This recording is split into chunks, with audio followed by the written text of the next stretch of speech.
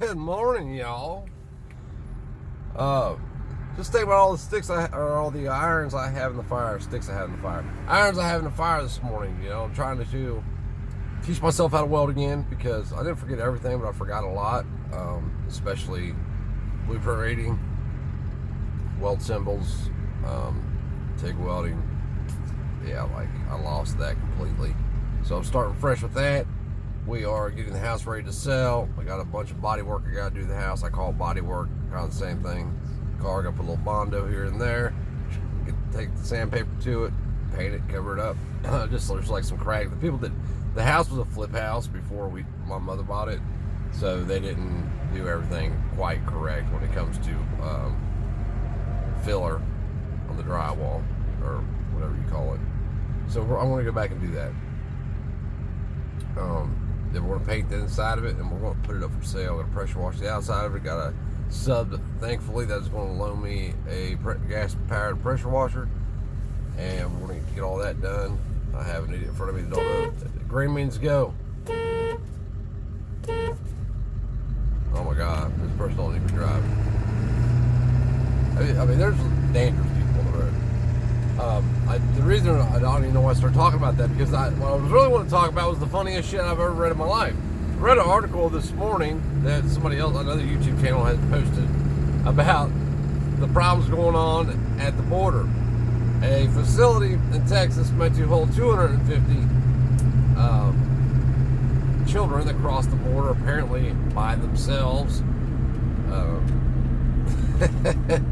Has 750 kids in it. And a lawyer goes in there and talks to them, and these kids are talking about how they are starving, not getting fed correctly, and they've only had one shower in the week, although they want to have more than one shower a week, of course. Now, I don't remember reading about any of this shit when Trump was in office. Not that I'm a great Trump supporter. I'm not at all. But I think it's just funny. Like, the sheeple are so easily manipulated that they don't even recognize what's going on now. Like, where's AOC at taking pictures down there now? That is going to happen. It would be funny if it did, though. But it's not going to. You know, if you missed it, a few weeks ago, the White House told illegals they can come, just not to come now because of the scamdemic. So they're all going to come, and it's part of the plan to crash the system that we know. Whether or not our system is constitutional or we are free, it doesn't matter, right, for this conversation. What does matter is that if they can find 10 million people to work for $5 an hour less than you will work for, then those 10 million people will be hired. You don't have a job. You lose the home that you own. Therefore, it aids in the large transfer of wealth in history, which we are watching happen right now. We are doing nothing about it. There's really not much that we can do about it on a societal stance. On an individual stance, you can do all kinds of things. If you had the ability to sell your home, I would be getting rid of it ASAP. We were going to do a few things to the home, maybe try to make a couple of extra dollars off of it, but the risk versus reward I don't really believe is there, for the simple fact that if we miss this window, it's going to crash. I think the moratorium goes out into September, and until then the Fed's going to keep pumping money into the stock market, keeping it propped up so you think that your 401k is all cozy. And then when that moratorium then comes in and they say, hey, it's time to pay the last year and a half mortgages right now, today, and everybody says, well, we don't have that. And then they're going to be looking for the help of government, and government's going to be fighting about, they're going to say, yes, we will give you a stimulus, but we have to first make sure our money is good. Got to make sure all of our back alley deals are taken care of first. So get back with me in about 9 months. I think, I don't agree with the stimulus, but if they're going to give it to you, do something smart with it. Even if you're not moving, go buy some 25-year shelf life food, Make sure you do your research, because there's a big difference from company to company in calorie content and food densities. Go buy a generator. I don't know. Listen, my family, we're at the point that we're leaving. That's what we know. I talked to my buddy last night about this truck. I said, hey, look, I need the truck. I don't really want to pay you $8,000 for it, because I don't think it's worth $8,000. But I need a truck, and I'm thankful that he's in a position that he can loan me the truck as long as he has, and he just told me to I can use it as long as I want it. But like when I borrow somebody's shit, it was already broke when I got it, but excuse me, it was already broke when I got it, but I want to fix it anyway. And whether or not I buy it or not, I want to fix it. At least, hopefully, I can borrow it long enough that, like, we're literally going to buy land somewhere and probably go buy like a 30-foot fifth wheel and drag it out there and do whatever it is that we're going to do. Plan.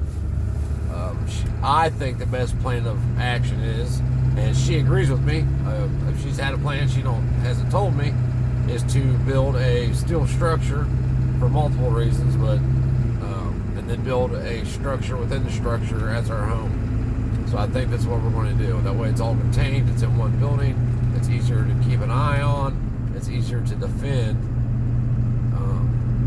and plus you have lots of space. And I need, really I need 18-foot ceilings, but I need at least 14-foot ceilings in a garage. I need a lift, but all that shit's down the road.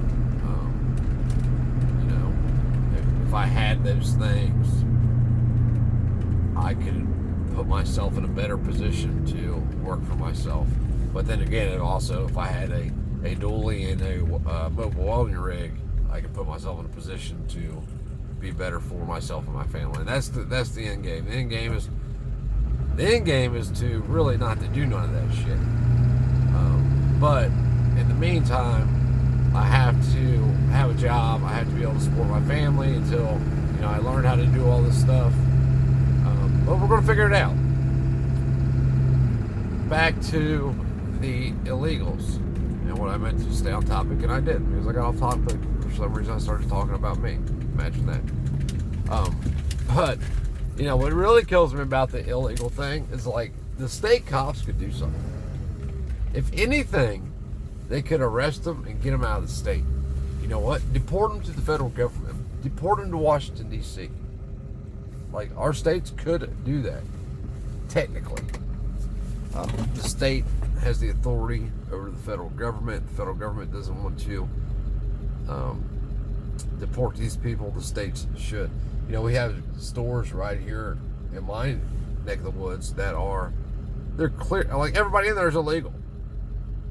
It's to the point now they don't even care. I mean, they're like blatant about it. They're changing the whole culture, and they've been changing the culture over a period of time. Like I said, the end game is to help destroy life as we know it. And when that finally takes place, when the evil prevails because the good men have done nothing, it's going to be all bad for everybody.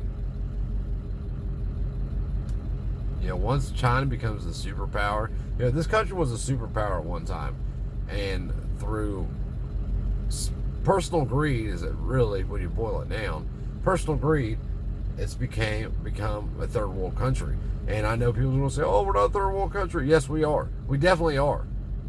We're worse than a third world country, because third world countries aren't $30 trillion in debt, and really we're more than $30 trillion in debt.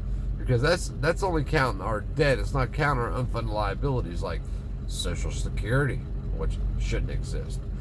So, but it all goes back to the police forces. I was just talking to somebody about this just a minute ago. Imagine that. There's not one problem that you have with government. Not one. I challenge anybody to name one, and Matt, kiss my ass socialists, no, that don't count. That the police are not at the core of.